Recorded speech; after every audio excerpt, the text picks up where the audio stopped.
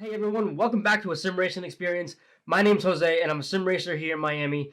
I've spent the last several weeks doing a lot of sim racing content, working with a lot of other people, and actually spending time with pro drivers that have been able to give me a little bit more insight when it comes down to the actual driving portion of sim racing and being able to consciously look at what you're doing while you're driving and understand it so that you're able to build that consistency a lot faster. And the reason I wanted to do this was because I think 2 or 3 weeks ago, it was an entire week where my driving was just all over the place. It was very rough for me, and it was, for some reason, I just wasn't really understanding what was happening, and my performance on track was just pretty terrible. So then, after this, it was literally just 4 or 5 laps of not even a real session. I mean, it was just I was doing some content for Rick Motec, and one of the drivers that we had there, he just sat with me, and we went through Montreal in the Ferrari, and he basically just gave me very, very basic information that now every time I get on track, I hear that in my mind all the time, and it's definitely brought me back to a point where I feel a lot more comfortable, and I feel just a lot I feel just a lot more comfortable, yeah, and just a lot more confident on track with these kind of 5 little tips. So I'm gonna go ahead and get on track, get in the car, and just gonna drive around the track and go through these tips and share them with you. Um, so I'm gonna be running the Dallara F3. This is a car that I run almost every single day. This and the Ferrari 488. These are the only two classes that I compete in. So, being that it's an open wheel car, it's just a little bit easier for me to like look around. So we'll just get a few laps out on there and just go through these tips. So bring this back down to the preset and clutch in, first gear. I love being able to use the advanced paddles here, just because, I don't know, I just feel that for something like this, being that I love F1, I love being able to have the clutch on here. Just gives it a little bit more realism to me, at least. So, one of the very first things that we went through was the outlap, and a lot of what I was doing on the outlaps was just trying to go full power wherever the car landed. I mean, there wasn't really much thought to it. I just wanted to get around as quick as possible.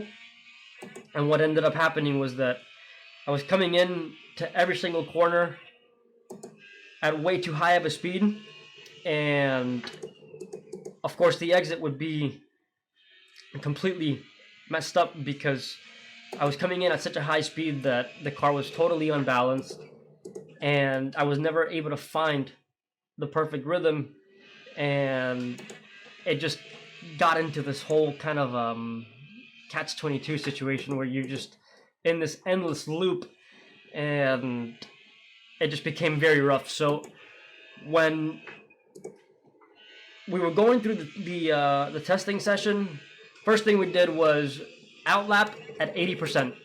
So what I want to do here is take this entire outlap to just ride my perfect line and keep the car right around 80% power. And that's just kind of a vague kind of term there, but definitely keep the car below full power on the outlap.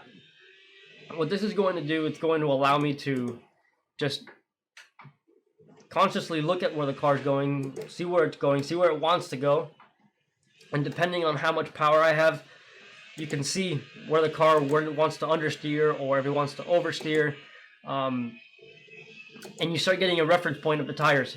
It's a big deal with the tires because you want to get the tires warmed up. 3 or 4 laps usually does it, just to get a decent amount of temperature into the tire. So you want to keep that in mind as well, because it's definitely going to affect the track performance. And you also want to keep in mind all the track conditions, whether the temperature's hot, temperature's dropping. You want to look at the weather, Fortunately, with iRacing, a lot of that stuff is dynamic, so it does affect, and it's just something you want to think about. You want to also think about the amount of downforce that you have, so all of that changes. All of that changes within 3 or 4 laps that you start getting temperature into the car and temperature into the tires. You start feeling a big change in performance. So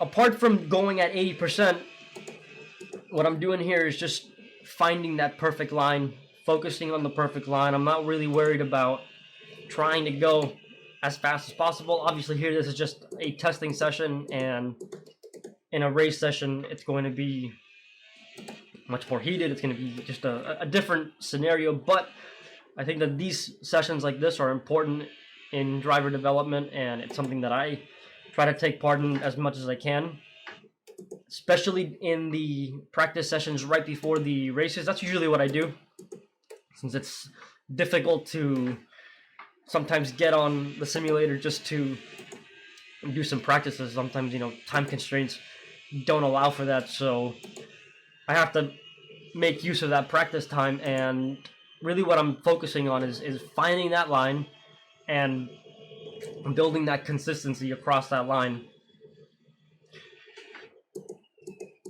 The next thing I'm doing is, on that first apex, I want to clip that apex quite a lot. So turn in, quite over the apex there. This corner of the car's going to want to run wide, so I'm just going to keep it here on the left side. Turn in.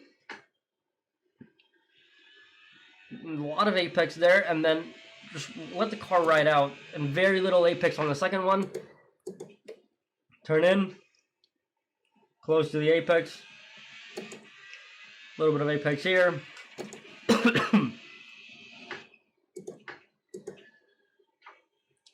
Tight apex there, and very light over here. And this is another thing that we went through. Being able to take a lot of apex on entry, very little on the exit. It just keeps the car very smooth and very natural.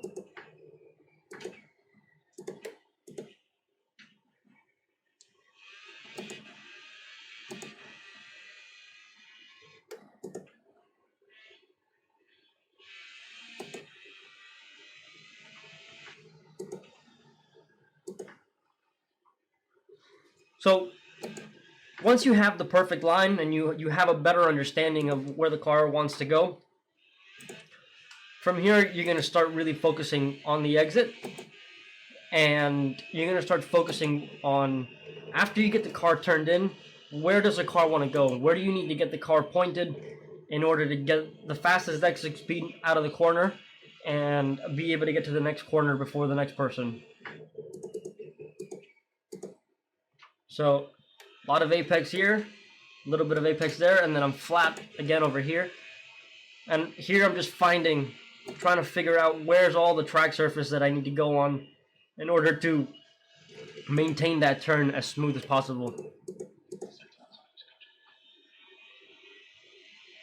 You also want to, if you check the traces there on the overlay, you can see a lot of the brake and throttle modulation. It's kind of a little bonus tip there, is to start kind of understanding the brake trailing capability of the car and of yourself, really, because being able to modulate both pedals, you really have a lot more control through the corner. You can balance the car very, very precisely with both pedals, so it's very important to have a very good understanding of that. Little braking late there.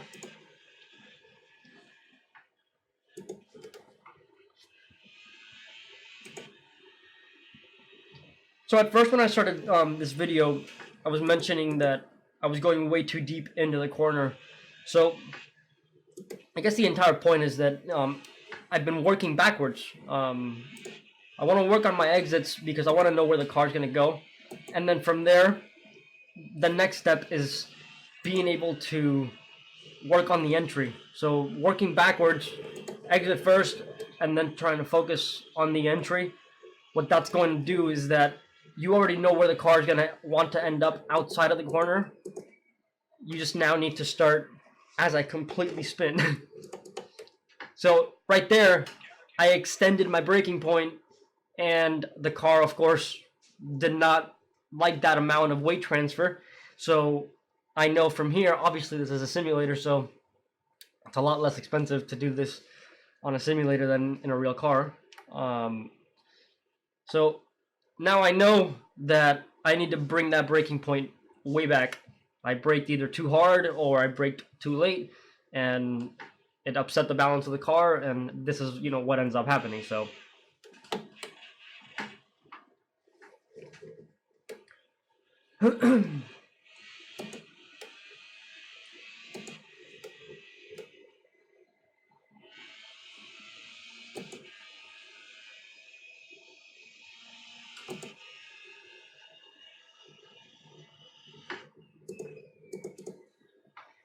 this is obviously totally different when it comes to VR, just because I think the perception is different.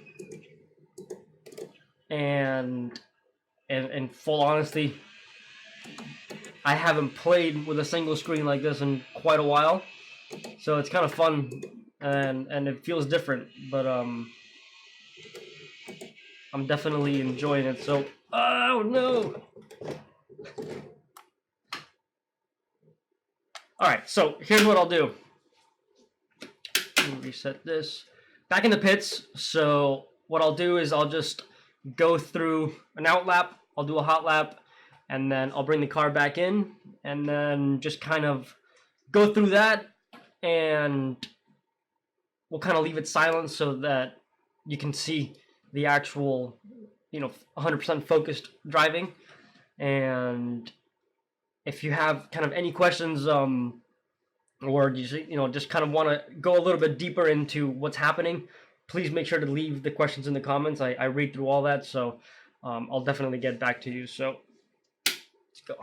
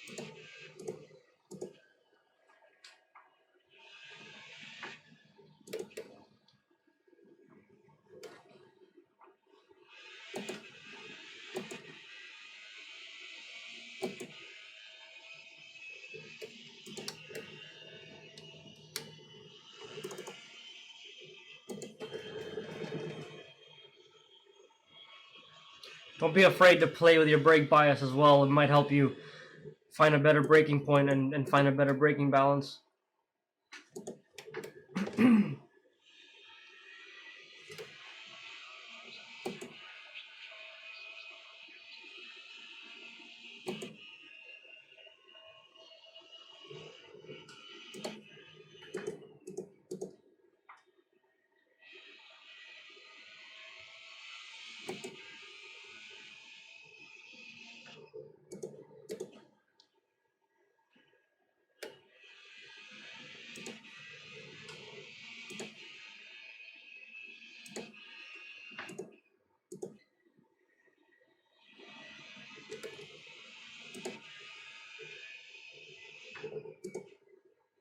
Oh, did not need to slow down there. That's a flat out corner.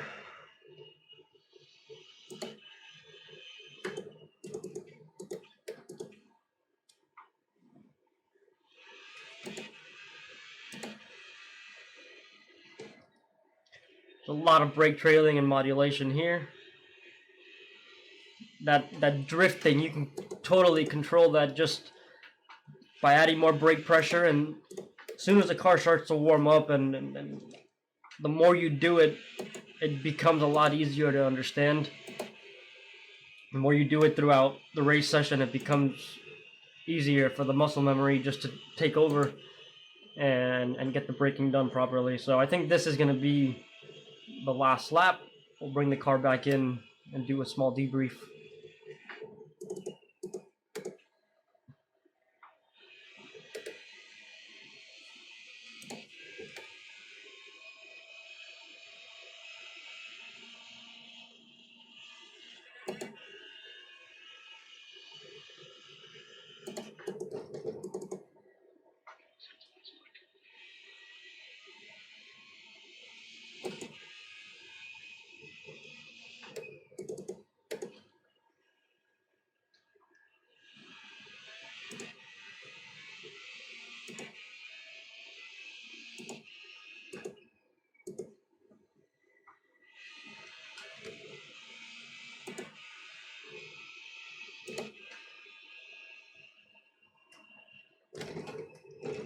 Knew that was gonna happen.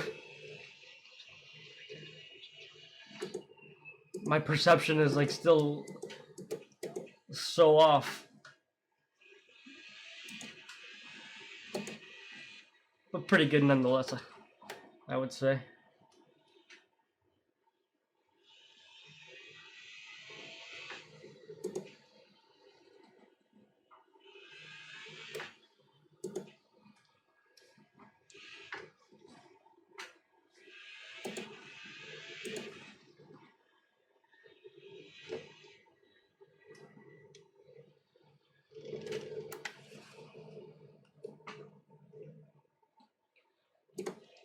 Coming back into the pitch right now, so small little quick debrief as we park the car here.